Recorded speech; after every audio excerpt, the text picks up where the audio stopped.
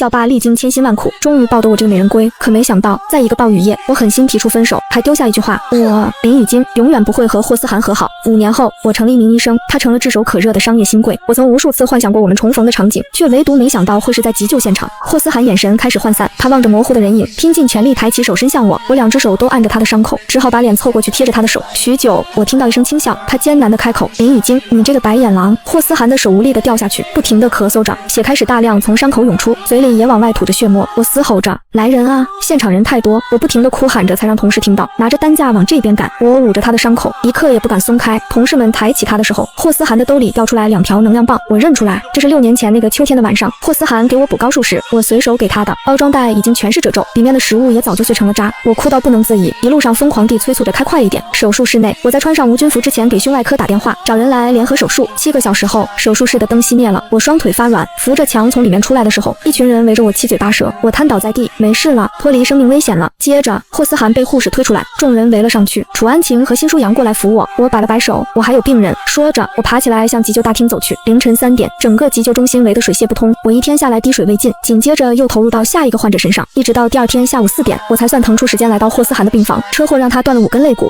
废铁和1根肋骨插进了肺里，左腿骨折，进抢救室的时候，仪器都测不到他的低压。我跪在手术台上，不顾众人反对，心肺复苏了1个半小时，监护仪才有了他的心跳。我一边不停地按，一边喊：你不恨我吗？你起来报复我！你躺着算什么本事？你那么骄傲，你愿意这么死吗？病床上的霍思涵很安静，呼吸也很平稳。我伸手摸了摸他的额头，检查了一下仪器上的数据，一切正常后，把能量棒放在了他的床头柜上。强大的工作量让我2天1夜没合眼。我扶着床边，轻轻地坐在凳子上，我默默地看着他。良久，我握住他的手，轻声开口，一字一句仿佛在说给自己听。我其实胆子很小，怕孤单，怕寂寞，连课上用来实验的动物都怕。高考那年，我妈给我报了 A 大医学系，她连问都没问我，直接替我做了决定。这么多年，我不喜欢当医生，可是霍思涵，直到今天凌晨我成功把你带下手术台，我才觉得当医生真好。他当然不会回应我，我收回自己冰冷的手，用力地搓了搓我胃寒的毛病，这么多年一点没变。我离开病房回到值班室，从包里拿出面包，瞥了眼生产日期，昨天就过期了，但我还是毫不犹豫地吃了下去。然后和昨天一样，我翻开一本书看了起来。不知过了多久，一阵敲门声响起，我一抬头，辛舒扬拎着外卖就进来了。我嗔怒道：我还没让你进。辛舒扬伸手在我额头上弹了一下，小爷我爱进就进，我懒得跟他计较，打开外卖就狼吞虎咽起来。什么时候回来的？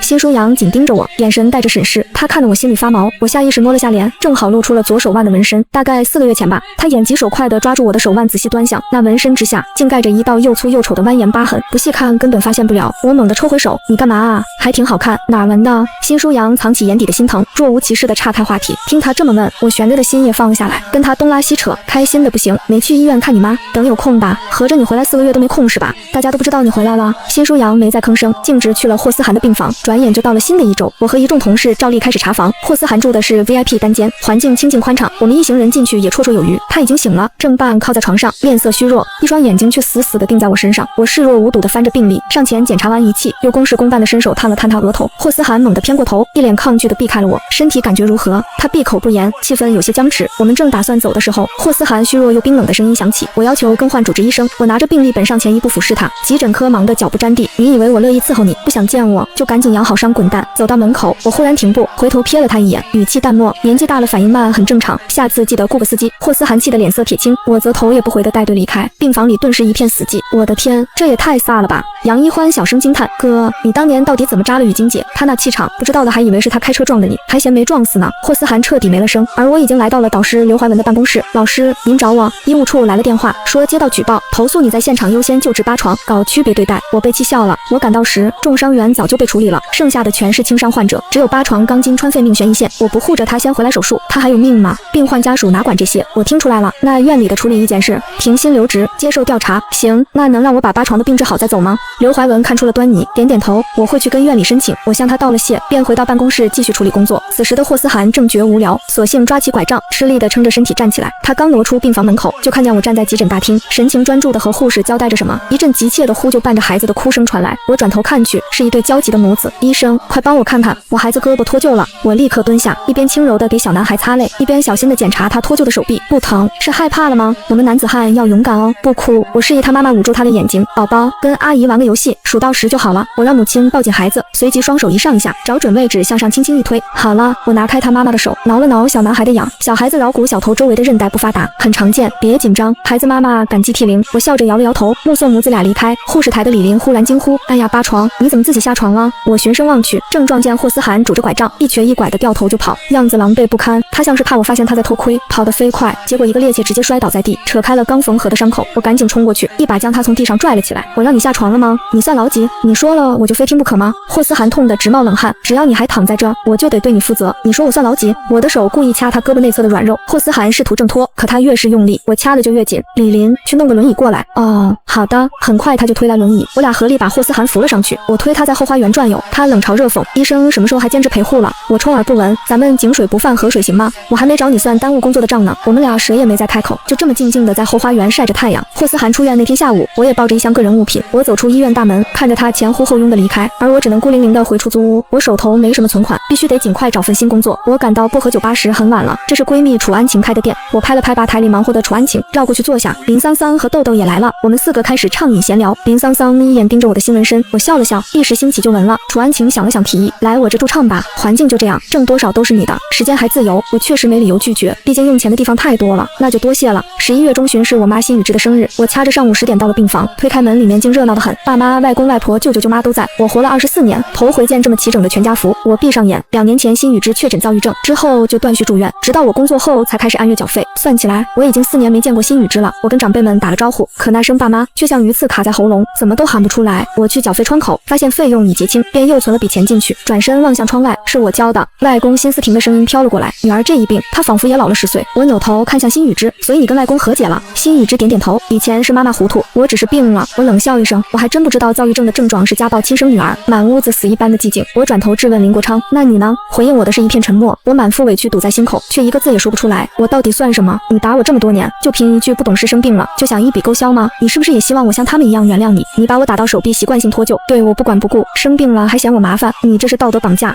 最可笑的是，你还让所有人都觉得你一个人带我很辛苦。我的视线转向林国昌，还有你这么多年就知道酗酒，默许他对我的一切暴行，任由他把我当出气筒，在你们眼里我算个什么东西？你改我志愿，限制我交友，用死逼我分手，现在一句轻飘飘的话就想让我原谅一切，凭什么？我伸手进包里摸出一把刀，我猛地撸起袖子，握着刀从胳膊肘狠狠划向手腕，鲜血瞬间涌出，所有人都被我吓傻了。辛舒扬想上前，却被我用刀尖逼退，这条胳膊就当是还你的生养之恩，以后我会按月打钱，但我们别再见了。雨晶，不是的。辛雨芝捂着嘴泣不成声，妈妈真的知道错了。我站在医院门口，刚包扎好的手臂隐隐作痛，我抬头望向刺眼的太阳。辛舒扬不知何时站到我身旁，还行，总算知道包扎了。哥，我是不是很碍眼？你也讨厌我，对不对？辛舒扬帮我拉好袖子，将我紧紧拥入怀中。我们雨晶可是月亮上的小仙女，我埋在她肩上嚎啕大哭。我才不想当什么仙女，我只要她爱我啊！回程的路上，辛舒扬专心开车，我不知不觉就睡着了，他便放缓车速兜着圈，想让我多睡会儿，直到手机铃声把我吵醒，就在广场放我下来吧，我自己回去，先去吃饭。我跟着辛舒扬进了家粤菜馆，推开包厢门，却看见霍思涵他们，我顿时后悔了。辛舒扬的狐朋狗友就这么几个，另外几人看见我都愣了一下。辛舒扬拿着菜单随便点了几个菜，菜一上齐，我就埋头吃饭，一言不发。我不经意间抬头，恰好撞见霍思涵的视线，又飞快垂下眼帘，假装什么都没看见，顾一周跟个人精似的。妹妹，你这胳膊怎么回事？我被突然点名，说话都结巴了。那个话音未落，辛舒扬冷声打断，自残。这顿饭吃得我如坐针毡，好不容易挨到结束，我逃也似的跟辛舒扬道别。我回到出租屋，等伤口好的七七八八，才开始去楚安晴的酒吧上班。酒吧是个清吧，除了唱歌没有其他乱七八糟的表演。霍思涵坐在卡座里，就这么看着我坐在高脚凳上唱歌。一曲唱完，我准备下班回家，却在去后台的路上被一个醉汉拦住。那男人塞来一沓钱，又递给我一瓶酒，嘴里污言秽语。霍思涵沉默在远处着看着我们，我不想给楚安晴添麻烦，仰头把酒喝了个精光，将空瓶子往桌上一放。我拿着钱转身要走，一只咸猪手却勾住了我后背的裙子拉链。我猛地转身反手一巴掌，怒火中烧，你找死是不是？臭婊子，来这种地方还装什么清高？男人扬手就要打过来，我反应更快，直接砸碎酒瓶抵在他脖子上。那男人一见这阵仗，立马就怂了。我把钱甩回他脸上，然后转身向围观的客人鞠躬道歉。路过霍思涵的卡座时，他眼皮都没抬，我以为总算能安全离开了。霍思涵却猛地攥住我左手手腕，还好护腕在他没看见纹身。他抬了抬眼，把2沓钱扔在桌上，喝了。我甩开他的手，看着桌上的3瓶酒，把手机往桌上一拍，仰头就喝。3瓶酒喝完，我抓起桌上的钱和手机，跟楚安晴打了个招呼，便离开了酒吧。霍思涵盯着空无一物的桌面，我竟拿走了他的手机。他拿起我的手机，屏幕亮着，屏保是5年前他亲我额头时的偷拍照。霍思涵闭上眼，心脏狂跳不止，像是要震碎胸膛。我是回到家才发现拿错了手机，屏幕亮起，是他穿着休闲服坐在地上，怀里抱着大宝。我泪眼婆娑的伸手抚摸着屏幕里的大宝和他，终于在深夜里放声大哭。电话铃声突然响起，我连忙滑动接听，手机拿错了。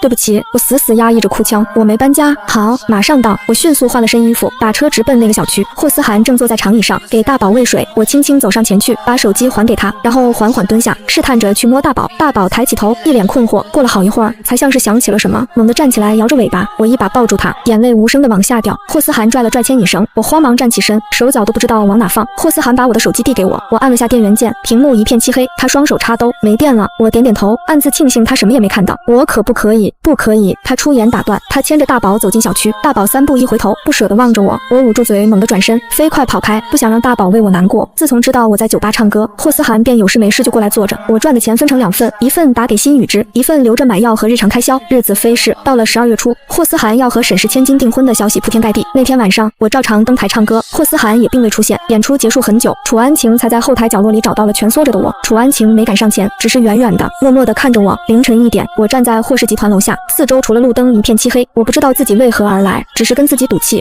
若能见到他，便是老天给我的机会。见不到就算了。余城的冬天寒风刺骨，我穿着羽绒服站了1个多小时，早已冻得浑身发抖。霍思涵的车刚从地库驶出，就看到我在公司门口来回踱步取暖。他神色一凛，竟猛踩油门向前冲去。我听到引擎声，想也不想就跑过去拦车。霍思涵没料到我敢这么拼命，急打方向盘一个甩尾停下，推开车门就冲我咆哮：你要是想死，就去找别的车撞。我同样惊魂未定，我张了张嘴，却问不出那句订婚是真是假。他见我这副模样更是火大，咣的一脚踹在车门上。我被你吓到了，我只是来提醒你按时复查。霍思涵气笑了，林先生真是尽职尽责，大半夜的。林雨晶，你他妈是不是耍我呢？我深吸一口气，你要订婚了，是真的吗？霍思涵逼近我，这跟你有什么关系？有一点关系。我顿了顿，直视着他，如果是假的，我想追你。他眼皮跳了跳，我看你真是病得不轻。失忆。他砰地甩上车门，驱车而去，留我一个人傻站在路边。没过多久，霍思涵的车又开了回来，他降下车窗上车，我连忙钻进副驾。霍思涵羽绒服里是笔挺的西装，车内暖气开得足，我很快就暖和了。他伸手抚过腕表，我29了，没时间浪费在追求和恋爱上。他目视前方，专心致志地开着车，我以为他这是拒绝，心里一阵失落。但如果是结婚，我同意。他抿着薄唇，脸上没什么情绪。什么？我整个人都懵了，不敢。他嗤笑一声，那就算了。敢？我脱口而出，行，就明天下午。霍思涵没再开口，车子平稳地行驶在路上。我这才发现，我压根没问他要去哪就上了车。霍思涵拽着我回了他家，屋内一片昏暗，他将我转身压在玄关的墙上。你要干什么？我惊呼出声。干什么？霍思涵沙哑的声音在我耳边响起，行使我未来丈夫的权利。我闭上了嘴，任由他疯狂，与他一同沉沦。第二天清晨，我从噩梦中惊醒，满头冷汗地坐起身。霍思涵被我惊醒，瞥了眼时间才6点，我们睡了不到3小时，就这么迫不及待想嫁给我。他话里带着一丝嘲讽，我没力气跟他争辩，浑身都在颤抖。我又梦到了，梦到辛雨之和霍思涵倒在血泊中。霍思涵终于察觉到我的异样，从身后抱住我，小呆子。听到这个久违的称呼，我的眼泪再也忍不住了。霍思涵，对不起，对不起什么？我便不再作声，整个人蜷缩起来。走出房间才发现家里还有旁人，我怕生，不自觉地向后退缩。霍思涵递给我一碗粥，这是周姨，我请的保姆。见我毫无反应，他又催促了一句吃饭。我朝周姨勉强点了点头，才在餐桌旁坐下。霍思涵都吃完了，我的粥还一口未动，什么意思？我不想吃。我低头搅着勺子，周姨擦着手走过来，小姐想吃点什么？我另外给你做。我还是摇了摇头，我只是没睡好而已。霍思涵并未追问，我缓缓起身，满脸倦容地走到沙发地毯上坐下，抱紧了大宝。周姨想给我拿个靠垫，却被霍思涵抬手制止了。他凝视着我，眼神仿佛回到了5年前。他走到我面前，拿起车钥匙，上午有个会，下午我过来接你。我没带户口本和身份证，我眼神空洞地望着他，到时候我们一起去取。他穿上外套，头也不回地走了。我目送着他的背影消失在门后，屋里只剩下我和周姨。来，新人再靠近一点，新娘笑一个。摄影师举着相机热情地指挥，我费力地挤出一丝笑容，右肩一暖。霍思涵已将我紧紧搂住，我苍白的脸颊泛起红晕。回去的路上，我坐在后座，趁他开车，偷偷拿出结婚证翻来覆去的看，忍不住傻笑。霍思涵从后视镜里瞥见我痴痴的傻笑，嘴角也微微上扬。车子缓缓停在一家大型商超的地库，霍思涵领着我进了超市，喜欢什么自己拿，买完去你家收拾东西。我没料到他节奏这么快，一时竟不知如何回应。再次相遇后，我总是不自觉地在他面前放低姿态，从生鲜区到零食区，再到日用区，我一样没拿，全是霍思涵在挑选。我实在提不起什么兴致，只能安静地跟在他身后推着车。结账时，霍思涵又往车里丢了几样东西，我的脸瞬间又红了。霍思涵随我回到出租屋，房间狭小，只有一张床和一个卫生间。他锃亮的皮鞋踩上老旧木地板，发出吱嘎作响的声音。我的东西不多，2个行李箱就装下了所有家当。我进卫生间收拾洗漱用品时，霍思涵竟拉开了我的床头柜。听到动静，我心里一慌，冲过去将那些病历胡乱塞进行李箱，都是病人的资料，还有些维生素。我紧张地解释，然而下一秒